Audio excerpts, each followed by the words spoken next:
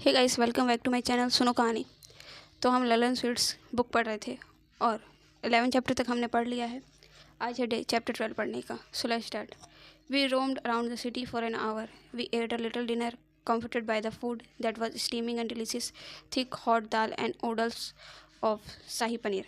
When we stepped out of our accommodations again, it began raining. There was some nowhere we could run to for a shelter. Nico crouched under his breath. I could not help but giggle. My mood suddenly lightened.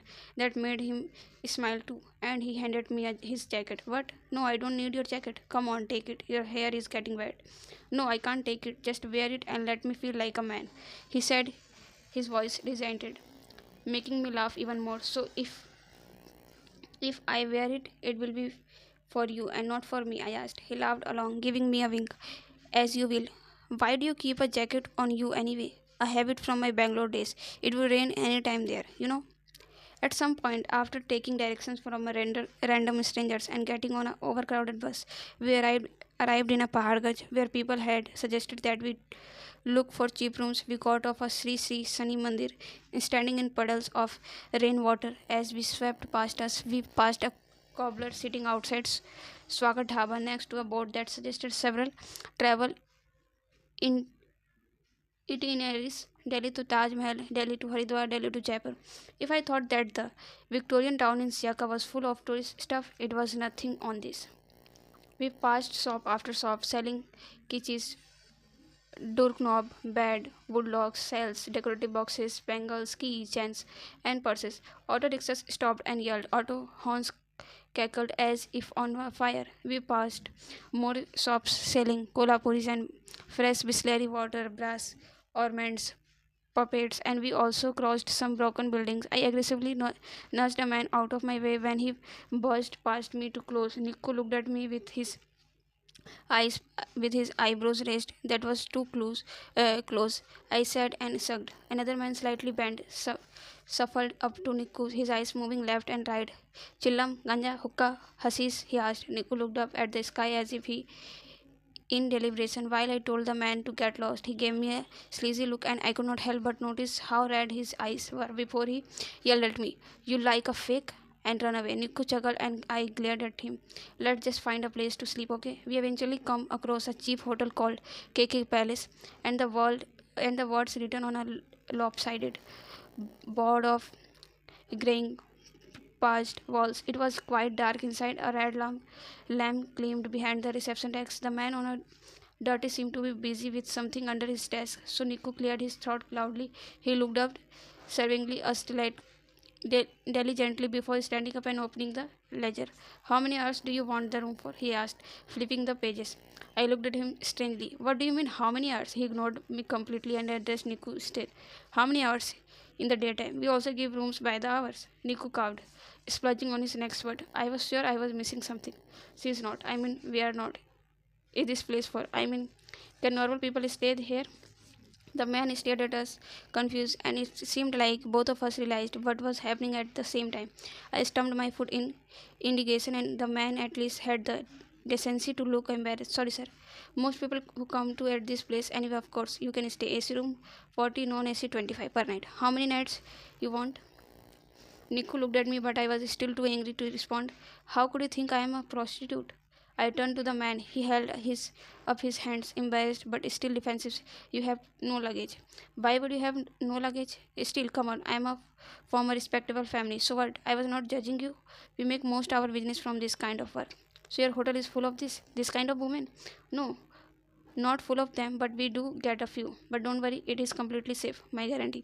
I looked around in a distance while Niku took a couple of seconds to figure out what to do and then shrugged and took the keys. He looked at me pointedly and said, You have to pay Taru.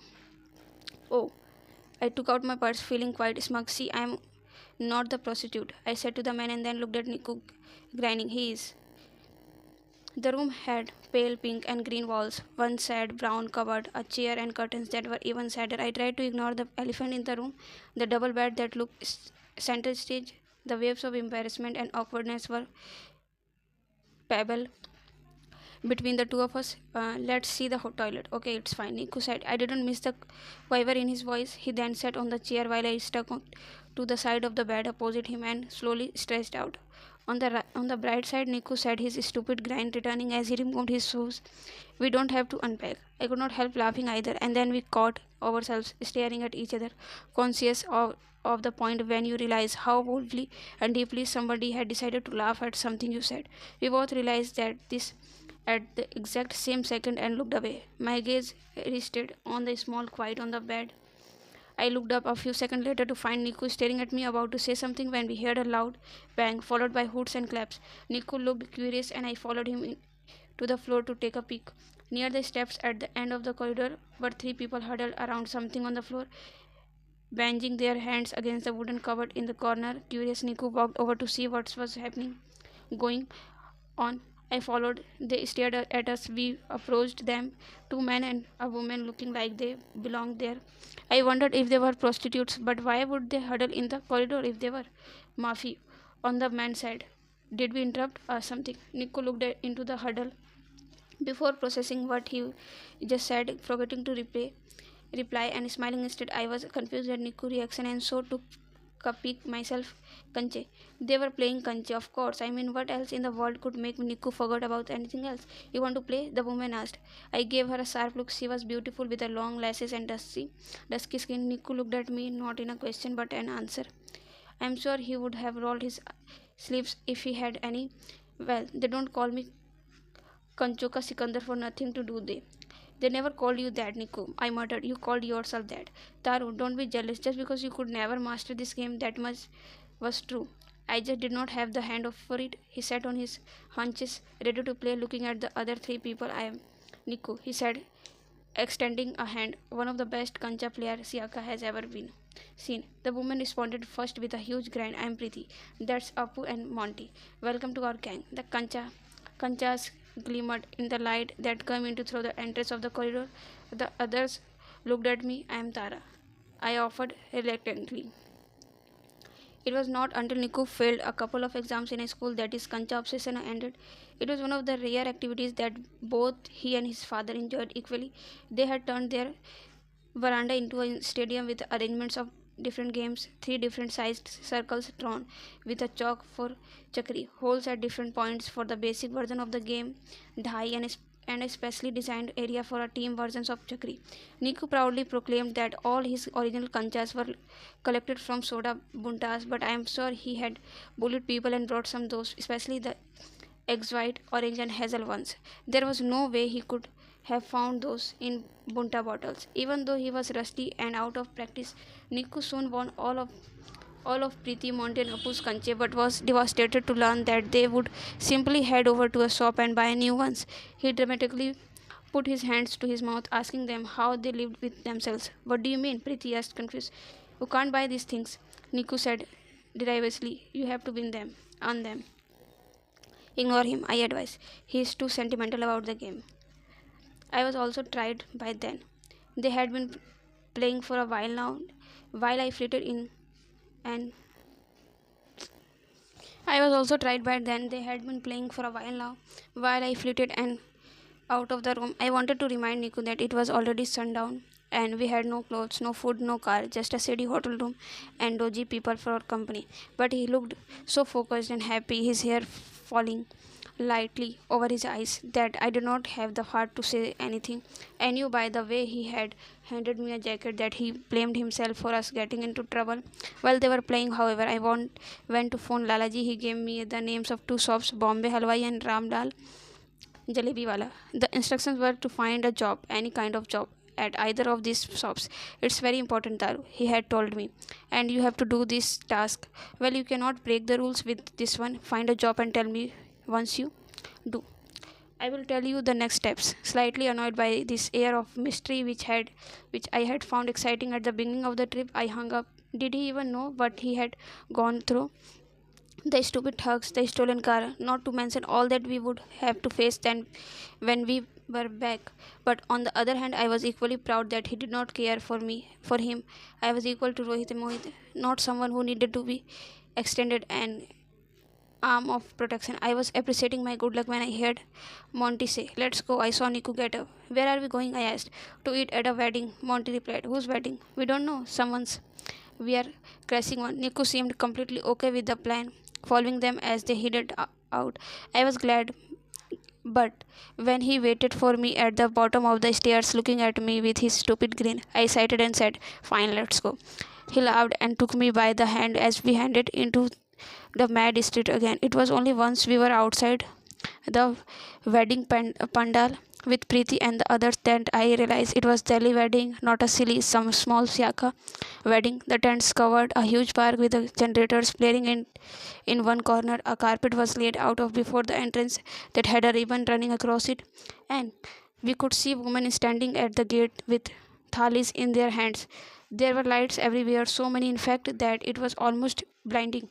Balloon sellers hankered outside the pandals, waiting for stubborn kids to coerce, coerce their parents into buying them one. Even though we could not see, we could hear the barat approaching thanks to the band's drums and drums.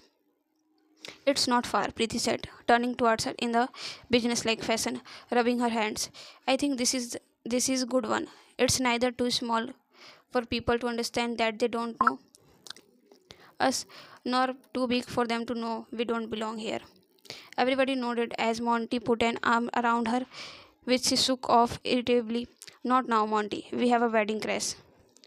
She then surveyed me and shook her head. "You could have done better. We lost all our clothes," I said defensively, throwing a look at Niku, who rubbed my back in consolation. "Come here," she ordered. I stepped forward obediently. She dabbed some things on my face, finishing off with a line of coal. Then she settled my hair with her bare hands. "These Yaka pants are in fashion," I admitted. "But yours are too dirty," she murmured. "Here, take my earrings." I took the huge silver hoops and slipped them on. In a few minutes, the barat arrived and we made our move. As that was apparently the best time to break in, I looked around in wonder. If this happened in Siaka, it would be the wedding of the year, or maybe even bigger. The suits and saris were dark and glittery, shimmering under the numerous fairy lights. Most of the women wore heeled sandals and gold jewelries that looked real, while the men wore suits, though Niku's jackets and pretty earrings did make me look less savvy. If someone took a close look, I thought they would be able to tell we were misfits. But as we started blending into the crowd, I realized that there were all kinds of people there, well dressed, dressed down, and some simply not dressed at all. As I watched some men dancing in the middle removed their shirts, Preeti advised that we walk around separately but keep meeting in once in a while. "Act as a couple," she said, "then people will think you are the groom friends, and you should dance. Only a little bit though, not too much. We will pull you on the dance floor. First protest, but then give in, okay?" We nodded meekly and were soon lost in the sea of the people dancing in the one hand in their air and sipping Pepsi in a small glasses from the other. Once we were inside, I saw Preeti, Monty and Appu head towards the chat counter, so we went in the other directions towards the snacks. Nico told me to wait there and went off the bar, bringing back a couple of whiskey colas. I downed him mine quickly, which made him laugh. I then sniffed parenthetically at the glass. "It's not nicer than the moonshine we produce."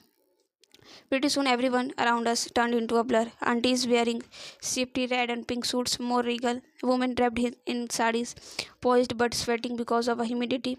And the DJ floor that was now teeming with enthusiastic relatives and kids wanting to impress their parents. A little fat girl in glasses tried to clear everyone away from the door so she may have all the attention. I cheered her on, hooting enthusiastically. Nico found this hilarious and had to sit down because he was laughing so hard. "This is when we say, 'Begani Sadi mein Abdullah Diwana,'" he told me. Then this song came on. The really pumped the girl up. She spread her arms and I could see it in her eyes through her glasses that she was really into it. Mera long gacha."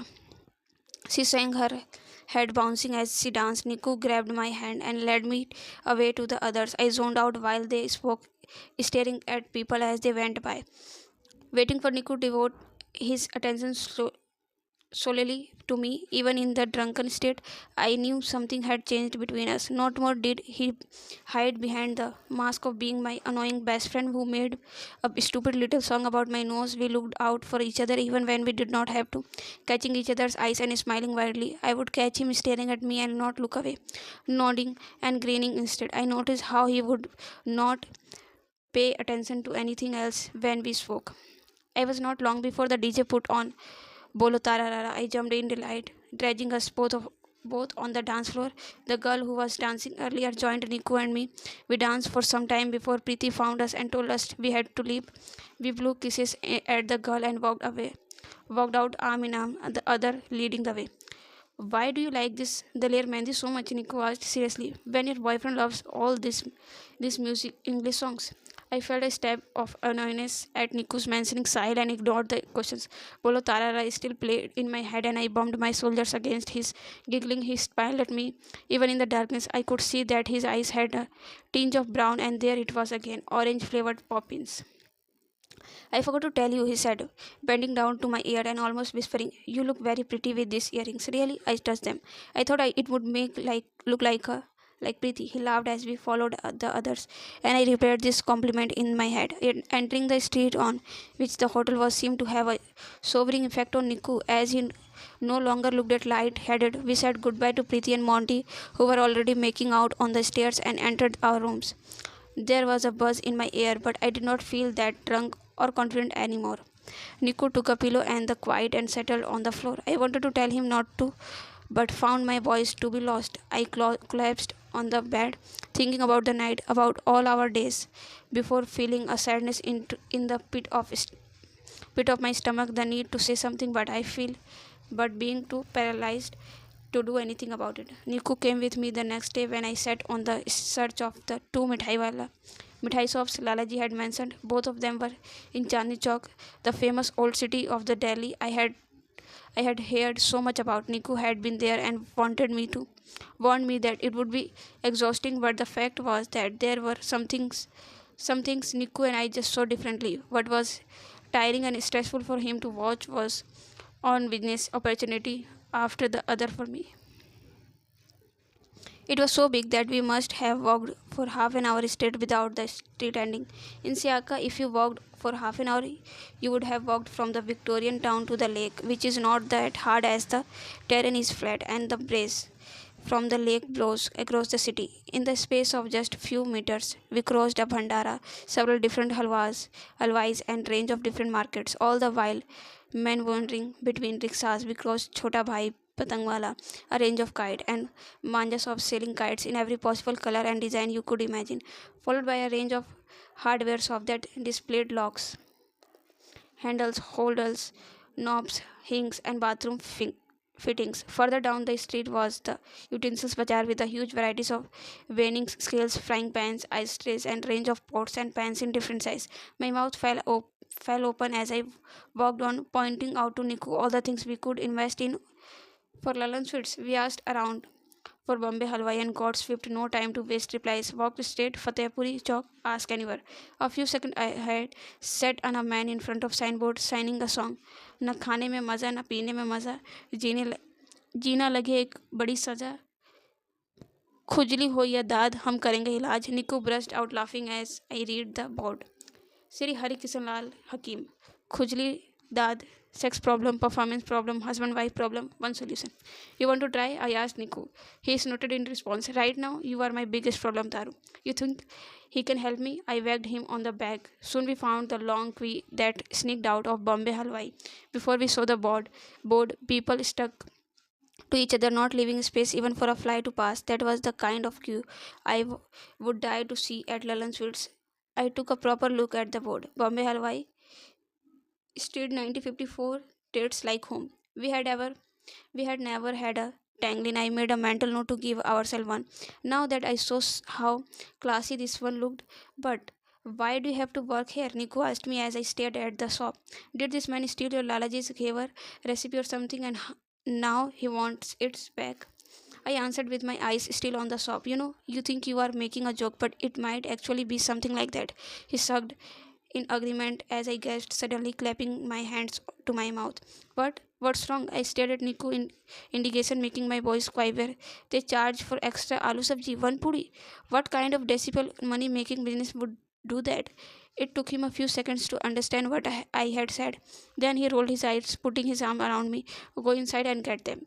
Get that recipe that Lalaji wants. I nodded at him, empowered, and walked in. Inside was a maid hustle with a man running about slamming dhaba after dhaba of mithai, packing them carefully and swiftly. I noticed with a delight that they packed a couple of their special sweets in a little tin boxes with their name and taste like home inscribed on top. I could see there was no kitchen. There were there for the sweets, just for samosas, kachoris, and the maddeningly expensive aloo sabji. I held my dupatta in anticipation, looking around for the boss. Spotting him, I went up to him. Namaste, Saab, I said with the right mix of hesitation and veneration in my voice. If I don't sound helpless enough, he would never hire me. He looked up, surprised at being addressed, and moustache on his face covering half his upper lip. Saab, need work here. Please, I can do anything. I have worked at a mithai shop before. Whatever you want, I said. He shook his head brusquely. No work here, go. Saab, please, I said, underrated. I can cook, clean, pack the boxes, even the billing. Saab, I am very good at math. He seemed even more surprised at being talked back to and so changed his strangely, speaking in a patient but firm voice. No woman, do you see anyone else here? Only man. I was angry but still let a smile come over my face. Saab, I know much more than all of these men. All of them combined. In fact, I have been making mithai in my life. All my life. So, you make at home and sell? This is not the place for a woman. Boys get distracted. Work is slow. We lose business. Some cheda chedi, and our whole day is lost in arguments. No, I avoid all that. But I will keep to myself. I know a lot. Trust me. Ever since I was a little, there was a mithai shop in front of my house, and I saw how it worked right from. Come here, a voice boomed. I looked to the right. A much older looking man with a white mustache sitting at the back called me over. I assumed he was the father of the man. He had rooted cheeks that almost took over his eyes and small rectangular glasses with a golden rim. I walked over to him entranced. Was this the man whose story was intertwined with Lalaji's? The older man wore gold rings on his stubby fingers and a gold chain around his neck. Where are you from? He asked. UP Saab, I said. Mathura. You don't sound like it. When I came to Delhi, I said my accent. Saab, I wanted to be like the Delhi people. He smiled and asked, when did you come here? 2 years ago, Saab, I said. Married? I nodded meekly and knew instantly that it was the correct thing to say. Relief showed on his face, as he obviously assumed that a married woman would be less trouble. Now you want to live in Delhi? I nodded again as he chuckled. ये दिल्ली है ना, मीठी मीठी jail है. Come here once, you never want to leave, but at some point you don't want to stay either. Sahab, please give me some work here. I need the money and I will be very good, I promise. You can give me some work and test me if you want. Oh, we will, he said. Come tomorrow at 10, then we will see. I clapped at delight, thanked him profusely and backed up to walk out. Wear your sindoor. I will not have these boys being slow at their work, thinking they have chance.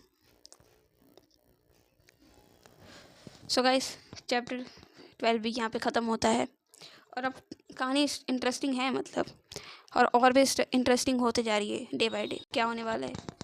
फ़िलहाल अभी यहीं पे हम and करते हैं. मिलते हैं next video में. Thanks for watching and don't forget to like share and comment your favourite book.